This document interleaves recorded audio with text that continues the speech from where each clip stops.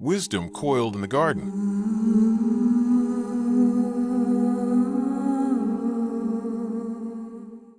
As portrayed in the Egyptian symbolical figures, in which Ser dat the pillar, meaning in the sacrum, the head of the serpent is at Tis a universally used symbol. Rods which blossom, as did Aaron's, superphysical bodies, consequent upon the arousing and the upward flow of the serpent power, is depicted by such symbols. As previously stated, the historic occult names for the positive and the negative currents of force are Pingla and Ida, and the triple upward flow is most perfectly revealed by the Greek symbol of Thecaduceus. Hermes is the Moses of the Greeks, and that he is a messenger from God to man by virtue of holding in his hand the caduceus, just as Moses held in his hand the rod. Hermes also delivered Persephone from the underworld, Hades, even as Moses delivered Israel from bondage in Egypt. The dark and light-colored serpents of the caduceus symbolized the dual power of the secret wisdom black and white magic.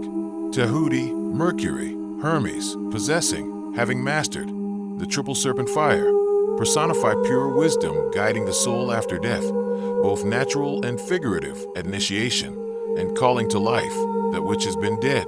This power is possessed by all adepts or serpents. The ancient Chinese symbol of the emperor's throne, the dragon's seat, and the dragon embroideries on his dresses of state, also refer to this sublimation and its results. Jesus advised his disciples, saying, "Be ye therefore wise as serpents, and harmless as doves." This may be taken as a veiled reference either to the serpent fire or to the wisdom and the prudence of the adept or serpent. The two serpents symbolize all apparently opposing and hostile pairs in the world's allegories. They embody the idea of dualism and the supposed struggle between good and evil, spirit and matter, light and darkness, gods and demons, saviors and serpents and dragons, Cain and Abel, Esau and Jacob, and Osiris, Apollo, and Python. The heroic savior represents the pure wisdom by which alone the conflict, as it occurs in man, may end in victory for spirit, light, good, the divine messengers sent to save mankind. Serpents. The first reference to the serpent is made in chapter 3 of the book of Genesis, where it is intimately associated with the fruit of the tree of knowledge of good and evil and the symbolical eating of that fruit by Adam and Eve. In one of the many possible interpretations, and particularly in this allegory, the serpent is the phohatic force itself, and the tree is the consciousness and its vehicles in which that force is active. Phohatic refers to the action or energy of Phohat, a fundamental, cosmic, and intelligent force in theosophical metaphysics that acts as the link between universal mind, spirit, and matter. It is described as a divine fluid or cosmic electricity that electrifies atoms, guiding the formation of the universe. Together, they constitute creative power, macrocosmic and microcosmic. The serpent by itself is the undulatory, wave-like motion, phohatic, triply polarized creative force in the cosmos, in a universe, in all nature, on any plane, and in every vehicle of man. The tree of life is creatively impregnated substance, fructified matter forming the vehicles of any being at any level, from a logos to an amoeba, charged as that matter is with the creative life force. When not creatively active, the neutral current by itself, the trunk of the tree, represents the latent divine, phohatic presence. When creatively active, the positive and negative serpentine, interactive currents of the serpent fire are present and in operation. As previously stated, the symbols for this energized condition are the serpent and the tree. Sometimes a single serpent is coiled round the trunk of the tree, and sometimes two are indicated, one on either side. The symbol of the serpent is susceptible of many interpretations, exoteric, esoteric, and most deeply occult.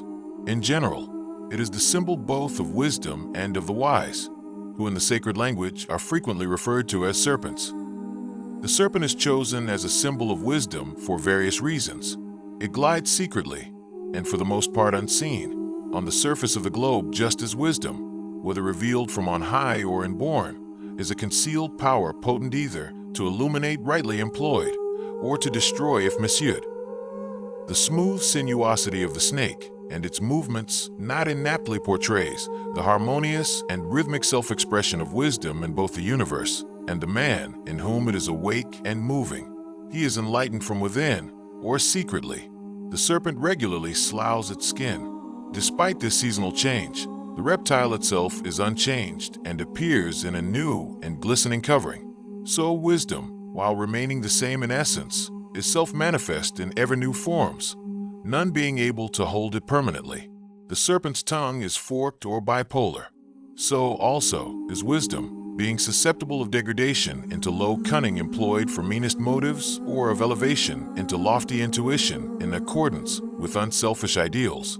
Snake venom can destroy or heal, depending upon its use and dosage. This is also true of wisdom. Degraded, it poisons the soul. Rightly used, it is an antidote for many ills. The eyes of the serpent are compelling, even hypnotic. Wisdom, once awake in an individual, brooks no resistance, breaks all bonds, and ultimately rules with impelling power. The wise, also, are irresistible in their might, even though appearing to be lowly and making no claim to high regard. Nevertheless, they live near to the source of life, just as the serpent lives near to the roots and seeds of living things.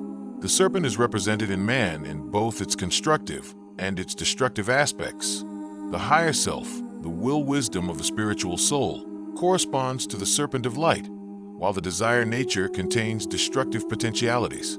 The mind is the balancing, or rod, between these two oppositely polarized energies, or serpent in man. The serpent on the cross lifted up by Moses in the wilderness to heal the Israelites of their sickness. One is a symbol of wisdom united with the mind to purify and elevate the lower self, and heal it of its material tendencies and the effects of their expression. The serpent is used also to portray the harmonizing and healing influence of the Christ nature in man, which has power to heal and raise the dead to life. This implies the power to transmute the lower aspects of human nature into the higher. In the higher aspects, this symbolizes the action of the threefold higher self, especially the principle of pure wisdom within it. The lower, destructive activities of the serpent of ancient symbology refer to the predatory and destructive desires and passions of man. The hero who destroys the latter personifies the initiate who has transmuted the lower into the higher and has himself attained to perfect equilibrium between them. When the serpent's tail is in its mouth, an endless circle is made, implying the eternity of wisdom and even eternity itself.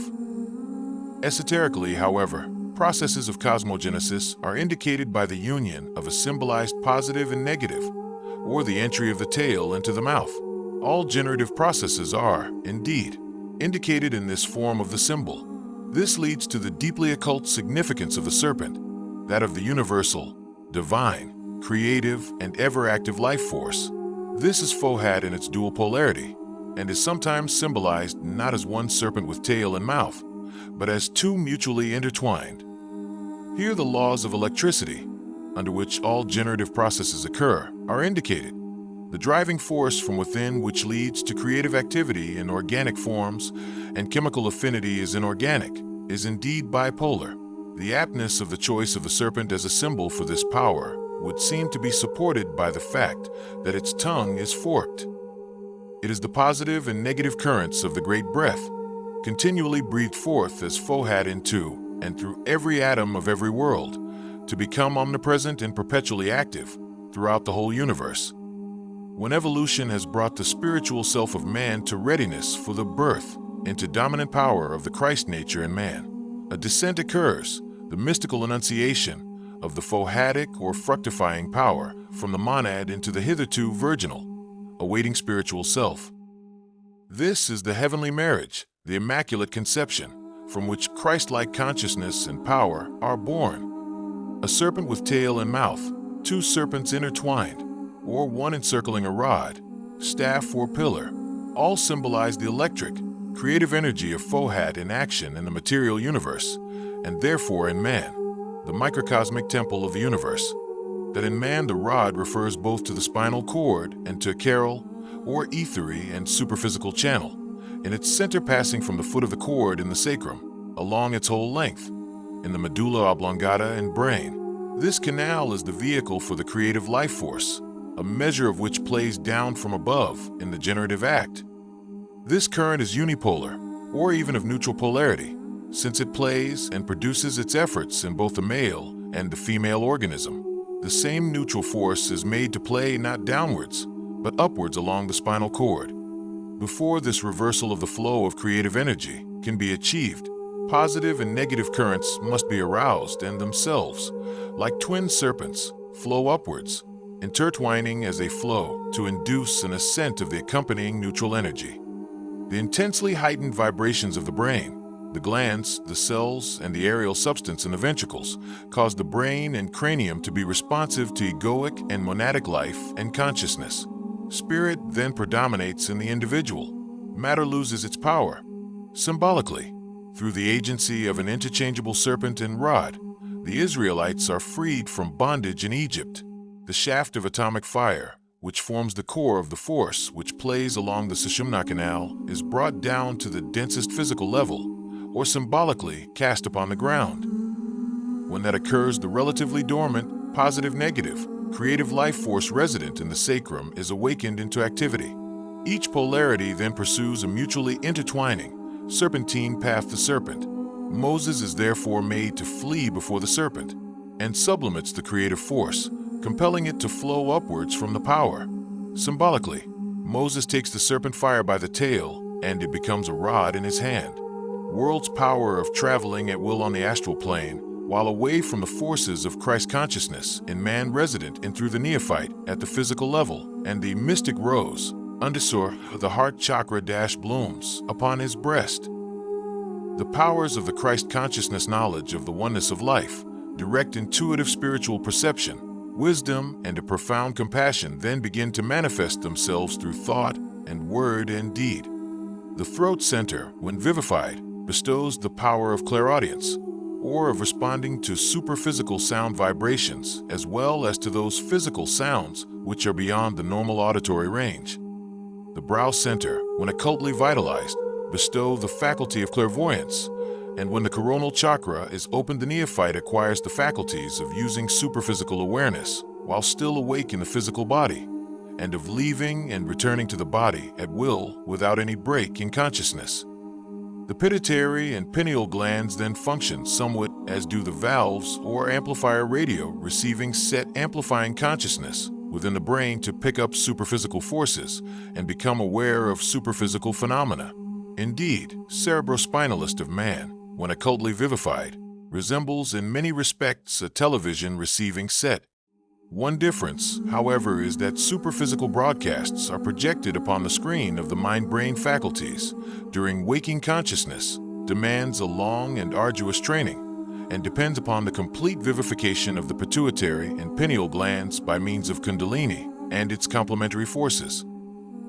If you've stayed with me to the end of this journey, that means something. You didn't just watch for entertainment. You leaned in. You questioned. You felt that pull towards something deeper. Mysteries aren't meant to confuse you. They're meant to awaken you. Every hidden layer we uncover sharpens your perception. Every symbol decoded stretches your awareness. Every truth revealed expands your consciousness just a little further beyond the surface of what most people accept. Knowledge is not just information. It is elevation. It is awareness. It is awakening. And if this stirred something in you, if your mind feels expanded, if your senses feel heightened, if your spirit feels curious for more, then you're exactly where you're supposed to be. Make sure you like this video so more seekers can find this path. Subscribe and join this growing circle of minds that refuse to stay asleep. Because we're not just chasing mysteries here. We're pursuing understanding. We're pursuing awareness. We're pursuing enlightenment. Until the next revelation, stay curious, stay aware, and keep seeking beyond the veil.